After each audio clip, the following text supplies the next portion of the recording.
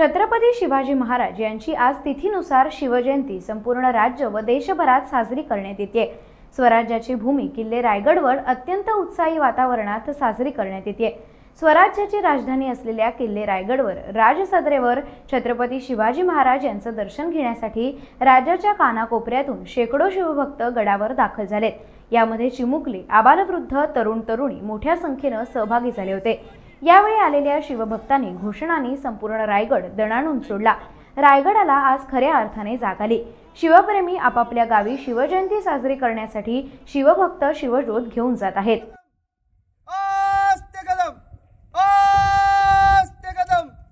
महाराज गणपती भूपती प्रजापती सुवर्णरत्न श्रीपती अष्टावधान जागृत न्यायालंकार मंडित राजनीती धुरंधर प्रौढ प्रताप पुरंदर क्षत्रिय कुलावतंस सिंहासनाधीश्वर महाराजाधिराज श्रीमंत योगी श्री श्री श्री छत्रपती शिवाजी महाराज की जय। धर्मवीर छत्रपती संभाजी महाराज की जय। भारत माता की जय। हर हर महादेव, हर हर महादेव। प्रताप पुरंदर शक्ति प्रभतंस सिंहासनाधीश्वर राजाधिराज श्रीमंत श्री छत्रपती शिवाजी महाराज की जय।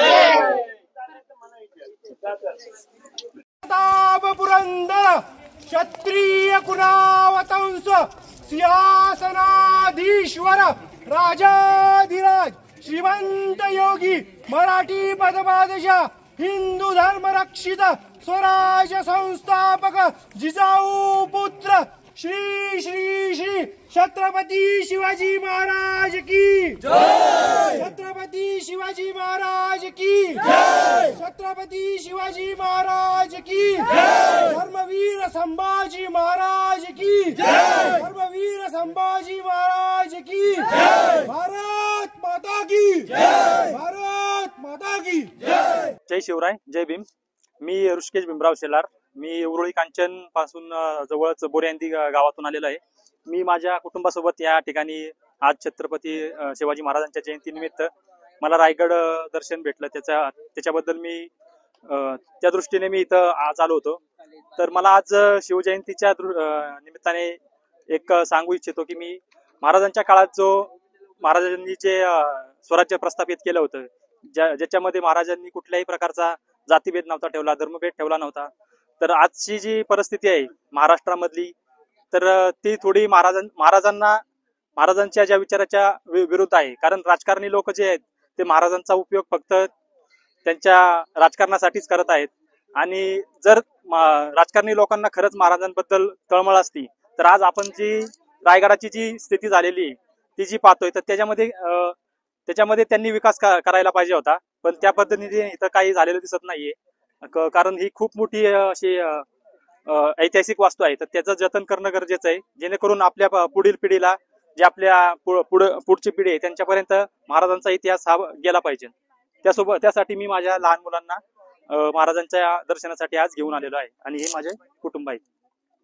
नमस्कार, मी वर्षा सचिन यादव सोलापूर करमाळ्यातून आलेले आहे। मी रायगडवरती येतेच। रायगडवरती आल्यानंतर शिवाजी महाराजांचं फक्त मूर्तीचं दर्शन घेऊन जाऊ नका, तर त्यांचे विचार ऐका तुम्ही, त्यांचे विचार जगा तुम्ही, त्यांचे विचार जपा। आजच्या दुनियेमध्ये त्यांचे विचार जगण्याची खूप गरज आहे। नुसतं शिवाजी महाराजांचे पुतळे प्रत्येक चौकात लावून काही उपयोग नाही। त्यांचा विचार जरी घेतला ना तुम्ही, तरी हा महाराष्ट्र आणखी खूप पुढे जाईल आणि अखंड हिंदू राष्ट्र निर्माण होतं हे त्यांची इच्छाच होती। आणि संपूर्ण जनतेचा त्यांनी विचार केला, सगळ्यांना एक संघ करून राहिले। मुळात स्त्रियांसाठी त्यांनी खूप विचार केला, आदर त्या स्त्रियांचा होता। कोणाची त्यांच्या काळात स्त्रियेकडे वाकड्या नजरेने बघायची कोणाची हिंमतही नव्हती, पण आजकाल आपण बघतोय की रस्त्यावरती स्त्रियांवरती कसा अन्याय होतोय, ती बातमी ऐकून शरीर नुसतं धस्स होतं। असं आज जर राजा असते तर अशी एकाची हिंमतही वाकड्या नजरेने बघायची झाली नसती। राजांचे विचार घेण्याची प्रत्येकाची गरज आहे। आज राजांची मूर्ती जपू नका तुम्ही, तर राजांचे विचार जपा, राजांचा आदर करा, तीच खरी राजांना श्रद्धांजली आहे, तीच खरा राजांचा मान आहे। आज शिवाजी महाराजांच्या या राज्याभिषेक झालेल्या ठिकाणी आणि ज्या ठिकाणी राजाचा अंत झाला, ज्या ठिकाणी अंत्यविधी झाला, अशा ह्या त्यांच्या स्मारकामध्ये ज्यावेळेस येतो आपण, तेव्हा शिवाजी महाराजांचे विचार आहेत, त्यांची जी प्रेरणा आहे, त्यांनी जे केलेलं काम आहे, तो रयतेचा राजा होता. रयत म्हणजे त्याच्यामध्ये सर्व समाज, सर्व घटक, सर्व जातीपाती, सर्व धर्म सर्व आले. आणि राजांनी या रयतेवर राज्य करताना सर्व धर्माच्या लोकांना, जातीच्या लोकांना सर्वांना एकत्र घेऊन या स्वराज्याचे निर्माण केले किंवा स्वराज्य निर्माण केलं. त्यामध्ये महिलांना, पुरुषांना आणि कुठेही भेदभाव करण्यात आलेला नव्हता किंवा कोणत्या जातीचा भेदभाव करण्यात आला नव्हता. परंतु आज आपण जर पाहिलं तर जातीयवाद जो आहे फार मोठ्या प्रमाणात माजलेला दिसतो आणि याच्यावरती कोणत्याही राजकीय पक्षाचं, कोणी असो राजकीय, त्यांचं याच्यावरती नियंत्रण राहिलेलं दिसत नाही. आणि हा जातीयवाद जर असंच पुढे चालत राहिला तर एक वेळी जो राजांचा जो प्रेरणास्थान होतं किंवा राजाने जी दिशा दिली होती आपल्या हिंदुस्थानला, ते कुठेतरी नष्ट होईल असं एक भीती मनात वाटते. त्याच्यामुळं एक विचार मनात येतो की या ठिकाणी जे लोक या नतमस्तक होण्यासाठी रायगडावर येतात, त्यांनी कुठंतरी एक शपथ घेतली पाहिजे की मी कोणत्याही प्रकारचा जाती दोष करणार नाही आणि मी सर्व मिळून किंवा सर्व धर्म समभाव मिळूनच आम्ही काम करू. आणि राजांनी दिलेले जे आमच्यावर संस्कार आहेत, त्यांनी स्वराज्य निर्माण करताना जे त्यांनी आम्हाला प्रेरणा दिली, त्याप्रमाणे आम्ही यापुढे वागू किंवा त्याप्रमाणे आम्ही त्यांच्या दिशेने काम करू, असा कुठेतरी विचार ह्या सर्व तरुण पिढीने असेल किंवा युवा पिढीने असेल, तरुण तरुणीने असेल, यांनी सर्वांनी तो घेतला पाहिजे असं मला या ठिकाणी आलं वाटतं. आज मी कागल तालुका, माझं गाव वंदूर आहे आणि कोल्हापूर जिल्हा माझा आहे. आज छत्रपती शिवाजी महाराजांची जयंती आहे आणि आज माझ्या पत्नी एक सरपंच निवड परवा झाली आणि सरपंच निवड झाल्यानंतर एक छत्रपती शिवाजी महाराजांच्या जयंतीच्या निमित्त आज आपण रायगडचं एक दर्शन घ्यायचं आणि छत्रपती शिवाजी महाराजांच्या मस्तक व्हायचं, या निमित्तानं आम्ही आज इथं आलो. आणि इथला जे छत्रपती शिवाजी महाराजांनी जे जनतेसाठी केलं, त्या जनतेचा एक नारा धरून आज वंदूरच्या विकासासाठी आमचं गाव आहे, त्या गावातल्या इथली एक पायची माती धरून प्रत्येक माझ्या डोक्यात आहे की इथली एक मातीची चिमट न्यायची आणि विकास कामाच्या प्रत्येक त्या चिमट त्या कामाच्या ह्याच्यात घालायची, म्हणजे छत्रपती शिवाजी महाराजांचं एक तिथं गावात एक परिवर्तन होईल.